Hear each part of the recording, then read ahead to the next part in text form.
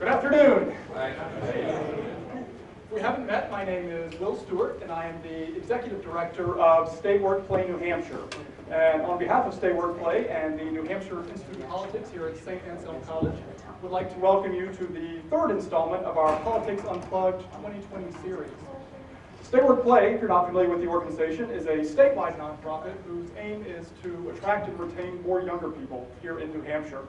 And we started Politics Unplugged in conjunction with the Institute of Politics as a means of allowing young people to engage with the presidential candidates, to ask them questions that are important to their demographic, and maybe kind of get to know them a little bit on a personal level, in kind of a casual and free-flowing way. We're about to get started here in just a moment. Before we do, though, have one big thank you we'd like to make, and that is to our sponsor today. And events like these, as you know, simply do not happen without partners. And our partner for this series is Bank of America. So if you would join me in a round of applause, that would be great.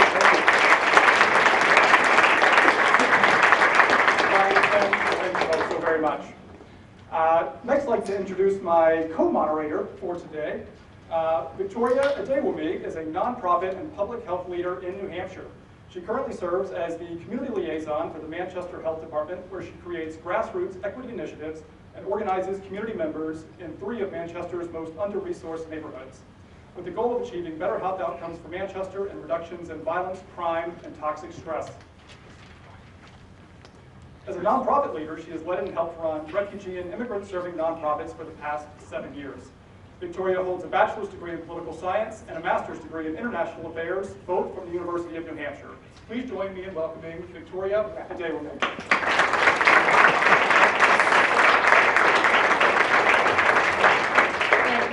Will, as always. We're going to have some fun today, right? Yes, it's okay. We can engage. So you guys are all here for the main event. I'm so excited to introduce our featured guest, Congresswoman Tulsi Gabbard, first elected to Congress in 2012 and representing Hawaii's 2nd Congressional District. Congresswoman Gabbard is the first Hindu member of Congress and the first Samoan American voting member of Congress. You guys can give a little bit for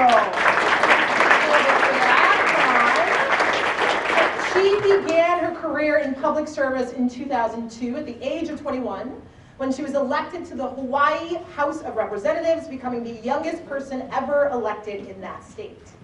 A year later, she joined the Hawaii Army National Guard and in 2004 volunteered to deploy in Iraq, where she served in a field medical unit. In doing so, she became the first state official to voluntarily step down from public office to serve in a war zone.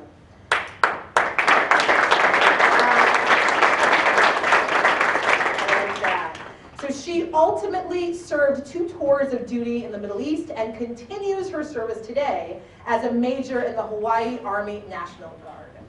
A graduate of Hawaii Pacific University, Congresswoman Gabbard is now in her 4th term in Congress, where as a member of the House of Armed Services Committee, she is a strong advocate for veterans, our service members, and making smart strategic decisions that best secure our nation.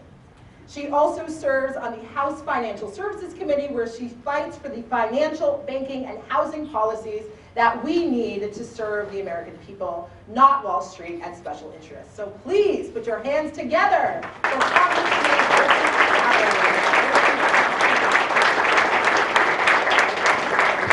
Thank you very much. You weren't joking, Will. She really does bring the party. We try. I know how to pick them. Thank you. Shall we have a seat?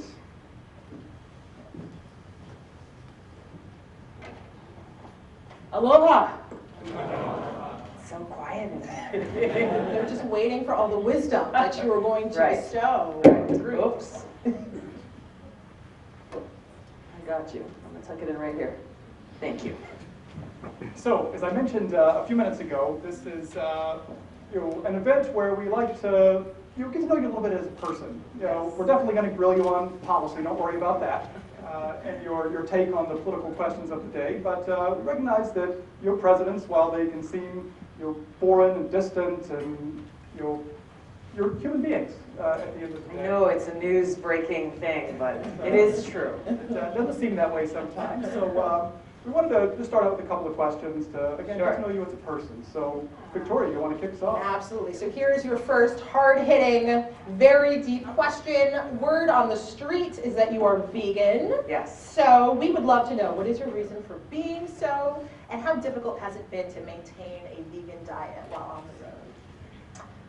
I've been vegetarian my whole life. So I've never eaten meat before. Going through the Army, going through basic training, this was something that was unique.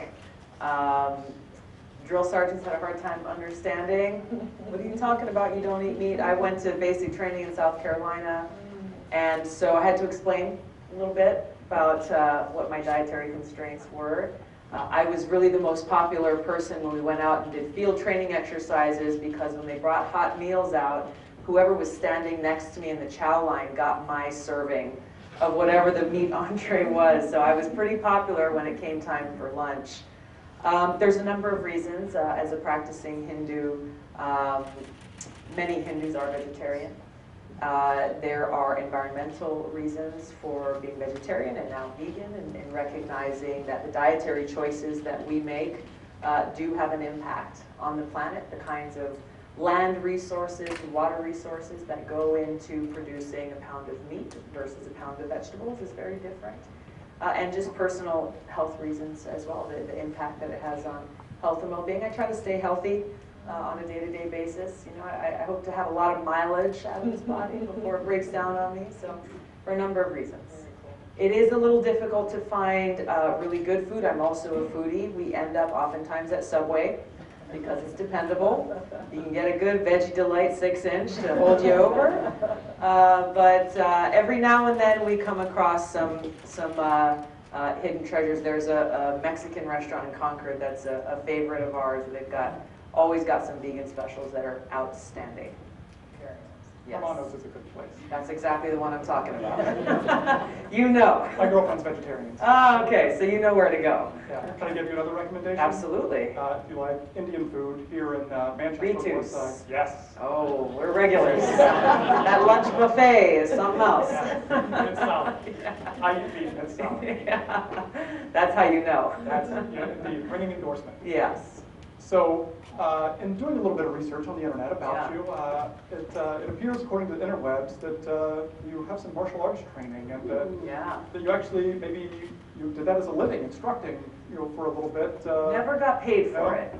Instructed, Always but, for fun, but I grew up doing martial arts. I'm the fourth of 5 kids, and my younger sister is here with me. She's in the back there, but we have 3 older brothers. To defend yourself from a little Pretty bit? much, pretty much. With love, of course, but as older brothers can do, they took a lot of fun out of making us do menial tasks that had nothing to do with anything. You know, go and do this. If you do this, I'll wash dishes for you, and whatever. So we grew up tough. Taekwondo, different martial arts growing up as kids. I discovered the Brazilian martial art of capoeira. How many of you have heard of capoeira? A couple of you, yeah. It's not very well known. Brazilian Jiu-Jitsu is the most well-known Brazilian martial art, but I discovered capoeira almost by accident, but it's a martial art that was formed in Brazil as a resistance fighting art by the slaves who were trying to practice their martial arts hidden from their slave masters. And so it's a martial art, kicks and strikes combined with dance and acrobatics and music, because they would be practicing their fighting art. They'd have a scout as a lookout. Once the slave master was coming their direction, they would change the beat of their music to something called cavalaria, which means like cops are coming. And they would change from practicing their kicks and their strikes to doing flips and acrobatics and dancing. And so this art is really unique in that it combines all of those things. So I actually taught capoeira while I was deployed to Iraq to some fellow service members. It was a lot of fun, a great way for us to just, get some stress out and have some fun and do a little sparring in between. Yeah. That's cool. Well, thank you for sharing Thank a little you. bit about yourself. And like you said, you are running for president, so we do need to and want to talk to you about some some policy, and Victoria and I have some questions, and we have some audience questions as Great. well. So Victoria, how about you? Yeah, I'd love to lead us off. So our very first policy-related question, not that our other questions have not been extremely important as well, is that you have been fairly critical about the recent conflict in Iran and the administration's handling of it. So we are curious how a Gabbard administration would have handled things differently and what you would do to address the current situation if elected. Thank you. This is really the pressing kind of foreign policy issue that we're as a country facing now as a result of the decision that this administration has made. Look, under Gabbard administration now, if I were president immediately, I would rejoin the diplomatic efforts to get Iran back into the nuclear agreement. What I would have done differently from Trump is not remove the United States from this agreement in the first place, because that was really the first step of this incremental march towards war with Iran that we've seen occurring. This isn't, the situation we are in now is not something that just, snap of the fingers, oh my gosh, how did we find ourselves here? It really began with Trump removing us from that agreement where Iran was at that point complying with an agreement that would have prevented them from developing or obtaining a nuclear weapon. Now, every day we go on that Iran is not in compliance with that agreement, they are enriching uranium, is a day they are closer to developing nuclear weapons capability, which presents a greater threat. That's really the key. I could go into great detail about all the different steps Trump has taken, but really the bottom line is every step he's taken with regards to Iran has pushed us closer and closer to this state of war that we are in. If we do not stop the escalation of this war, just we, all of us as taxpayers in this country, our servicemen and women, we have to be very clear-eyed about what the cost of going to war with Iran would be. We're still at war in Iraq, in Afghanistan, in Syria, and the reality is that if we were to go to have an all-out hot war with Iran, it would be far more costly in lives and in taxpayer dollars than anything we've seen with the wars in Iraq and Afghanistan. It would be something not only contained within the country of Iran, but exacerbating all of the problems within the Middle East, including the refugee crisis. Diplomacy is the only alternative to war. So now is a moment where I urge Donald Trump to take those critical steps to choose diplomacy over war, to de-escalate these tensions, to get rid of the crippling sanctions that are really a modern-day siege, a tactic of war being used against Iran, which will allow the parties to get back to the negotiating table, get back into that original nuclear agreement, and then also create the opening to pursue diplomatic negotiations to resolve the other differences that we have with Iran. Thank you. Now we have our first question from the audience. Sean Bentley. Good afternoon, Representative Gabbard. Good afternoon. Thank you. Thank you for joining us. Thank you. My question relates to impeachment. Of all 435 members of Congress, you were the only one who didn't take a side in the recent impeachment vote, choosing instead to vote present. Could you please explain why you voted in the way you did? Yeah, I took this decision and how I would cast my vote very seriously.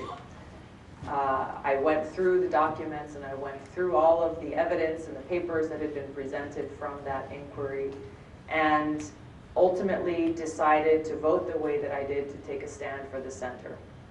Seeing how our founding fathers had warned against the potential of impeachment being used as a partisan venture, where the outcome would be decided more by the strength of one party or another, rather than an objective examination of innocence or guilt. Our country is terribly divided.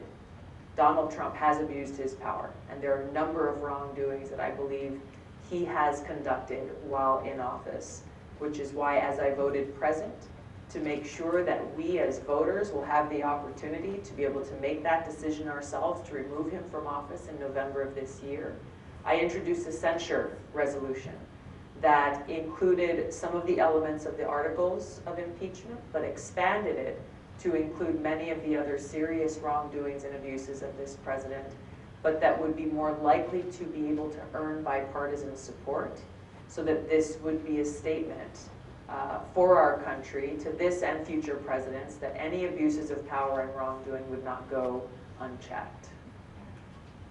Thank you. Thank you so much, Congresswoman.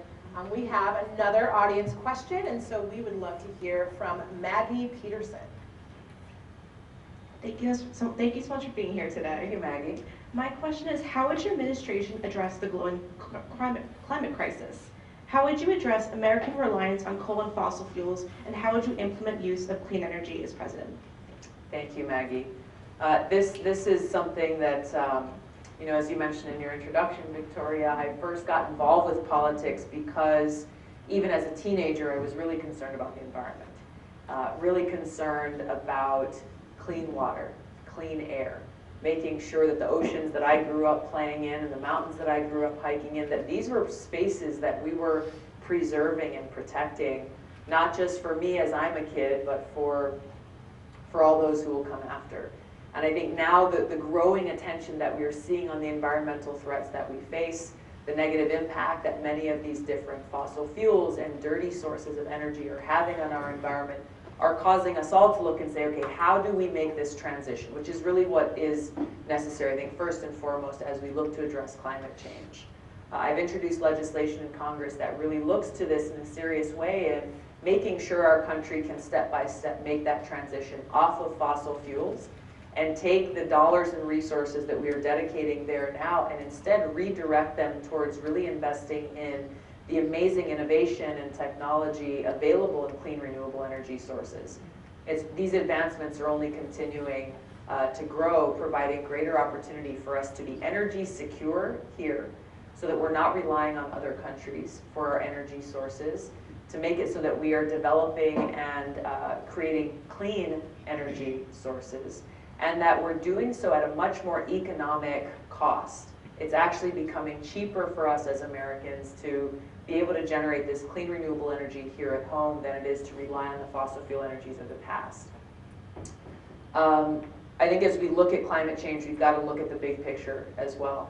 Agriculture is an area that often goes unnoticed when we're talking about climate change, but really when you look at the kinds of farming practices that the Farm Bill incentivizes every 5 years when this legislation is passed, they are contributing more to carbon into our atmosphere than the kinds of regenerative farming practices, sustainable farming practices that we should be incentivizing to help make sure we're protecting our water, preserving soil quality, growing food locally and regionally to actually feed people, and to protect our environment. Lastly, foreign policy is domestic policy, and this is one example of why that's so important, that even if we do everything necessary in our country, even when we rejoin the Paris Climate Accords, it will not even begin to scratch the surface of the concerted global action required to deal with these global environmental threats. And that's where, as we have differences with other countries in the world, diplomacy is so critical, to be able to use diplomacy to work out those differences while also making sure we are maintaining that opportunity to discuss and work together on areas of shared and common interests like climate change, like economic interests and counterterrorism, cybersecurity, and many of these other issues. We've got to be able to pursue both of those avenues simultaneously. Thank you. Thank you. So at Stay Work Play, we've been going around the state the past few months as part of our what we call our Policy and Pint series. Okay. So meeting with young people, talking about reasons they stay in New Hampshire, reasons they might leave. And last night we finished up our 9th event over in Exeter on the seacoast, and one of the things we heard in Exeter, and at every single event we've been in, from Conway and Littleton in the north, down to Nashville in the south, Keene in the west, is housing. Yes. And the affordability, or lack thereof, of housing, both on the rental market and on the homeownership side. Yeah. If elected, what would you do to ensure that all Americans, but especially young Americans here in New Hampshire, you'll have a place, a home they can afford? Yeah, this is the crisis that's facing people all across our country that very few people are actually focusing on or talking about. It's one that hits close to home for us in Hawaii. We live in a very high cost of living state.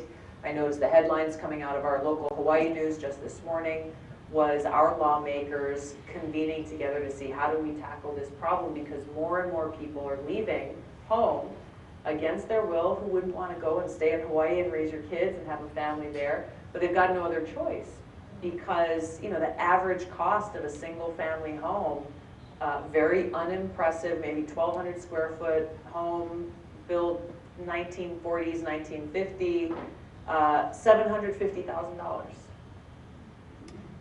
$750,000. And when, you know, your average working class American in Hawaii is earning somewhere between $50,000 and $65,000 a year, it's really, really, really hard to think about how that math works out to get you to the point where you can have enough saved up to put a down payment down.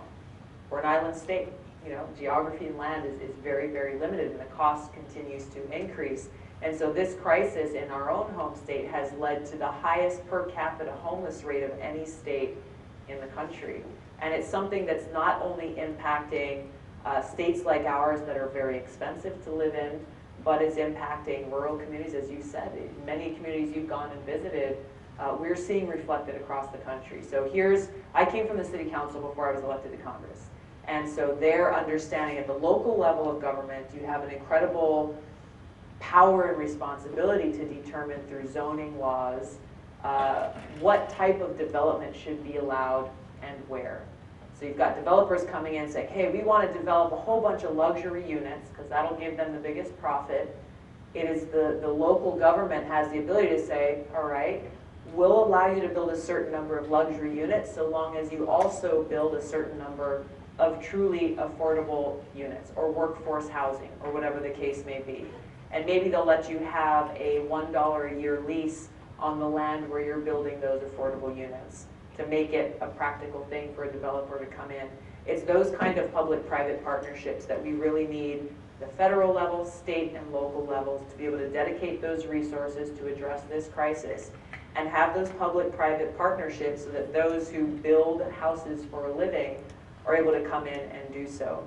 The other thing at the local level that's so important, you know, you see there's a big tiny house movement, you have container houses, there's so many different creative solutions now to be able to have a space that someone can call home that can be very affordable and get people off the street and in a place where you have some stability and certainty in your lives.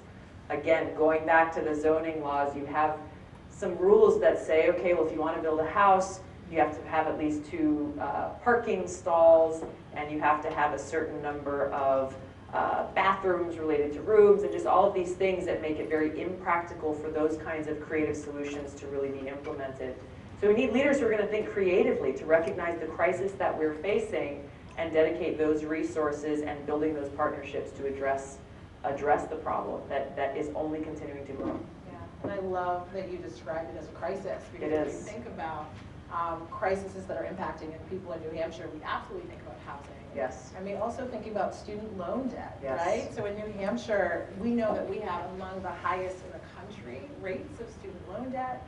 And so we're curious, how would you address this? Yeah. We are really thinking about this almost as indentured servitude, which really delays how young people are able to afford homes. Yeah, start you can't families. disconnect the two It's issues. so connected. So what are your thoughts? I met a young woman who is going to school here in New Hampshire. She's studying to become a nurse. I want to say this was right around New Year's, and so she was home on break. We were in Hampton, and she just came in. We were talking with her family. Her sister has a little small business there, and she came in and she said, yeah, I just came from the bank, and I was applying for my first credit card, and they turned me down. And they said, well, you don't have enough good credit. I said, I know, like, that's why I'm applying for a credit card, so I can start to build up credit. How many of you here know what this rock and a hard place is, right? You know what I'm talking about. And they said, well, okay, we understand, but the problem is you already have too much student loans for us to consider giving you even your first credit card with a very low credit limit. And so she's just like, What am I supposed to do now? And already, even while she's still in school, she's seeing the negative impacts of that. So I think there's a few approaches that we need to take. I think first and foremost, like with any problem, we've got to get to the root cause of it. Because even if I were to stand here and tell you today, hey, look, anyone in this room with student debt, I will cancel it. I'll get rid of it all. That would be great for you, but what happens to your classmates who are graduating next year, or the year after, or 5 years later? That simply saying, well, we'll wipe out student debt across the country today doesn't get to the root cause of the problem, which is really getting us to answer the question of why is tuition continuing to increase year after year after year, but we're not seeing kind of the commensurate outcomes of saying, okay, these graduates are paying more, but you're graduating and getting paid more in a job of your choosing. People are more often than not having to get jobs in a profession not of their training or choosing and getting paid less than they had hoped. Which I think points to some really creative thinking about how do we bring down the cost of higher education? How do we best utilize technology and innovation to be able to expand the access to really affordable education? How can we increase programs that allow you to maybe test out of certain subjects and get credit for those subjects if you're already, knowledgeable or have a background? It's something I did when I went through school and was able to take these CLEP tests. And so you go, you take the test, you pass the test, there's 3 credits. That just saved you a whole bunch of money to have to go and take those classes. There's a lot of different options out there. I think we need to look to expand. I also think that we need to shift our focus as a society away from setting an expectation on every single person graduating from high school that you must go to college. Otherwise, you won't amount to anything. I think it's wrong. It's wrong, and it's needlessly burying people in debt that they don't know what to do with or why they're gaining it. So if you want to go and become an apprentice, go for it. If you'd rather go and immediately learn a vocation and get into a different line of work, awesome, go for it. If you're one of these amazing people graduating from high school who wants to, create a startup and get your own business running, amazing, go for it. We as a society need to change the expectations about what quote-unquote success looks like so that we're just best able to encourage the pursuit of opportunities for our young people without needlessly burying people in debt. Indeed. So we're going to hop back to the audience now. Okay. For another question. Tyler Cullen is our next question. How would you address gun violence in America while still respecting the Second Amendment and America's deep-rooted gun culture? This is, unfortunately, I think one of the most polarizing issues in our country. That even as we're seeing this tragic trend of mass shootings coming up in different communities in the country and coming across our headlines, so much so that it's not quite as unexpected as maybe it was 5 years ago or 10 years ago. Yet this issue is still so polarizing where it is one part of the country pitted against another without any real dialogue or conversation happening between the two.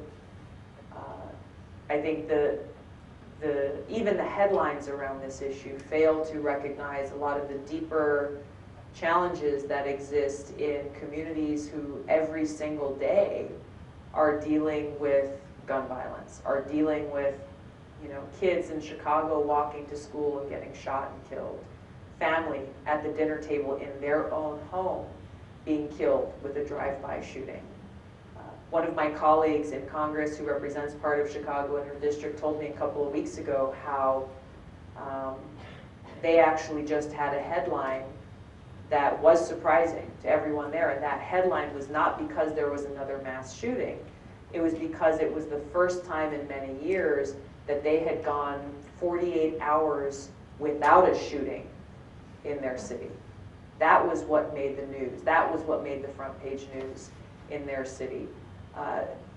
We have to come together as a country and recognize that we really all share the same goal: upholding our constitutional rights while ensuring that we can have the peace of mind that when we drop our kids off at school, that we'll be able to pick them up and bring them home safely. We've had some dialogue and discussion throughout my campaign and the town halls around New Hampshire with people who have really strong views about Second Amendment rights. You don't want anyone coming and taking my gun away. I understand that. But also the concerns that are coming from parents now who are increasingly really concerned about the safety and well-being of their kids, and having to spend $250 on a bulletproof backpack for their second grader going to school.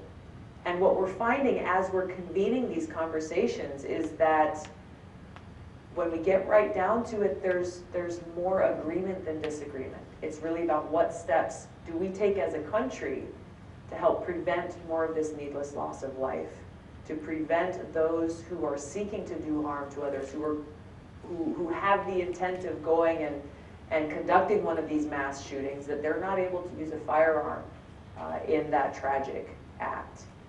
There are some pieces of legislation I've supported in Congress that I think can help us move in that direction.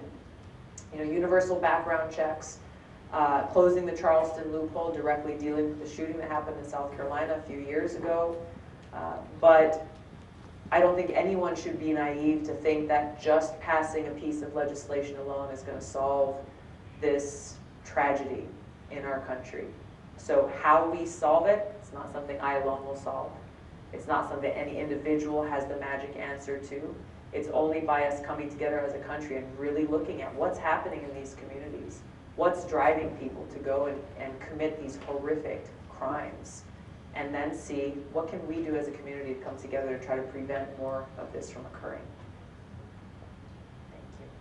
Thank you so much, Congresswoman. So we have our final audience question, and so we would love to hear from Maxwell Bradley.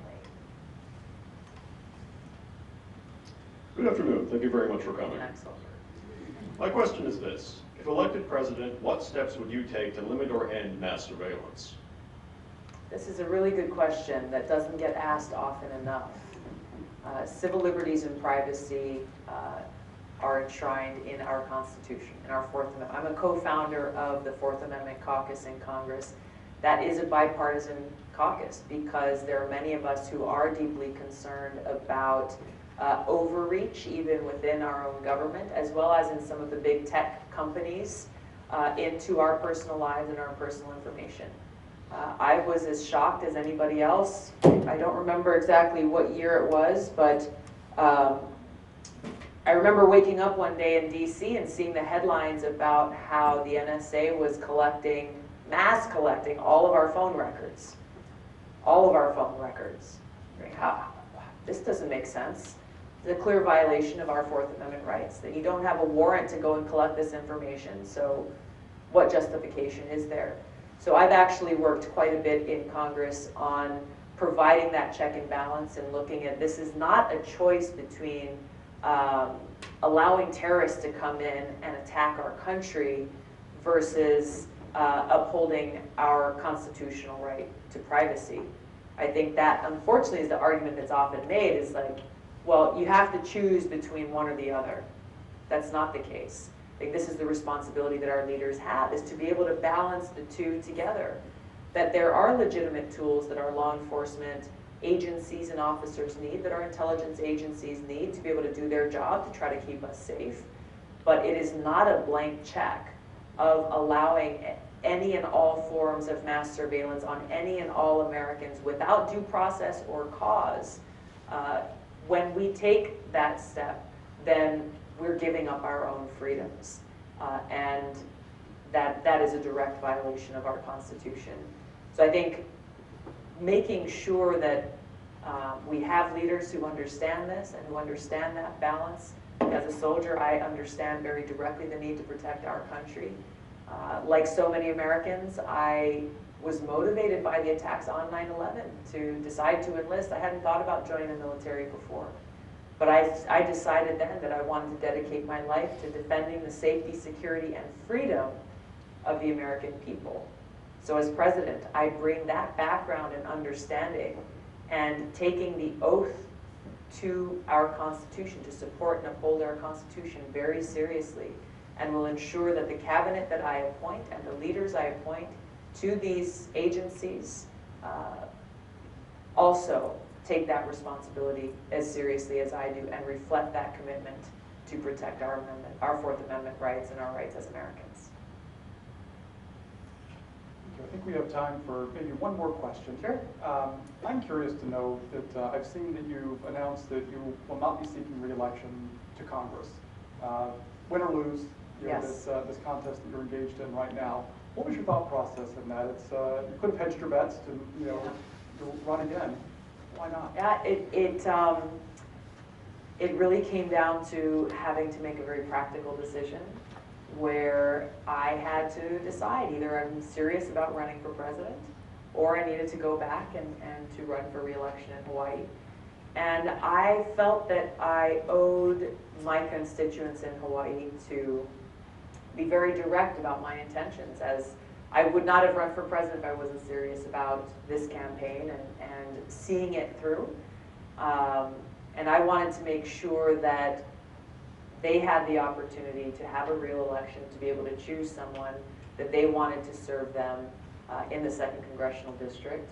As you say, yeah, I could have tried to hedge my bets. Hawaii has a late filing deadline. If this didn't work out, I could have said, oh, okay, well, this didn't work out, so then I'll go back to Hawaii. But I think more of my constituents than seeing them and this role as representative as a fallback plan. They deserve better than that. And so I wanted to make sure that as soon as I had made that decision, that I let them know so they'd have the opportunity to have a real primary election, a general election, and be able to choose who they'd like to see next serving them in Congress. Thank you. Thank Great you. answer. We have a ton more questions we could ask. Yeah. You are running for president. That's a little bit busy, I understand. Yes. You have a pretty full schedule, so we want to respect that schedule. As we wrap up, do you have any closing thoughts? February 11th is quickly approaching. This is election day here, and I just appreciate so much as we're traveling across New Hampshire, town by town, the independence and the seriousness with which New Hampshire voters take your role that you have. Yes, as voters individually, but really as first in the nation and the message that you are choosing to send to the country. I will point to 2 things that I hope you take home with you. Number 1 is the unique experience that I bring to serve as Commander-in-Chief. We're seeing now with the decisions that this president is making how essential it is that we have a Commander-in-Chief who's ready to walk in and do that job on day 1, who has foresight, who has understanding and experience in foreign policy and national security. I have that. And I think this is something that sets me apart from a lot of the other candidates who are running for president. I've served now for my 7 years in Congress on the Foreign Affairs Committee, on the Armed Services and Homeland Security Committees, really deeply focused on these issues specifically. Bringing that experience, just coupled with my own personal background of serving almost 17 years now in the Army National Guard, of deploying twice to the Middle East, serving in Iraq, and experiencing the terribly high human cost of war, and who pays the price. Who really pays the price for these decisions that are being made by the Commander-in-Chief? And as there are many different issues, pieces of legislation that require the President to work with Congress to be able to get these issues resolved, uniquely, as Commander-in-Chief, I'll have the ability to bring about this sea change in our foreign policy where we can stop waging wasteful, stupid wars that actually undermine our national security. Work to end this new Cold War and nuclear arms race that we're in, and instead redirect our taxpayer dollars towards actually serving the needs of our people here at home. The second thing I'll leave with you is why I'm the best candidate to defeat Donald Trump. We are already building this incredible and inspiring coalition of people across party lines, Democrats, Republicans, Independents, Libertarians, people who voted for Trump last time, who are coming and joining my campaign, recognizing that, we'll agree to disagree on some issues, maybe even a lot of issues, that we understand how important it is that we come together, that we stand together as Americans, motivated by love of country, rooted in our Constitution, our Bill of Rights, And this is the way that we heal the divide and that we actually begin to solve problems and break through the partisan gridlock in Washington. Building this coalition now is what will be necessary, yes, to defeat Donald Trump in November of this year, but even more importantly, to be able to start this process of doing the work of the people and ensuring that we have a government of, by, and for the people. Thanks for the opportunity to talk with you all today, and thank you both for having me here. I really appreciate it.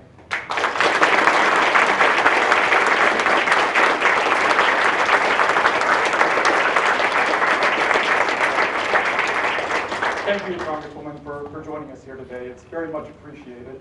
Thank you to you, Victoria. Thank you, for joining me here on Will. stage. Today. It has been fun. I hope it was fun. Absolutely, this is awesome. Yeah, and I'd like to thank all of you for coming out. This is what makes New Hampshire special. Absolutely. We're all able to come out and ask our questions and hear you face-to-face, one-on-one. Also, of course, like to thank our sponsors, Bank of America. Again, thank you for making this all possible today. Can we give them another round of applause? So with that, again, thank you all for joining us, and hope to see you again soon. Have a great day. Thank you so much.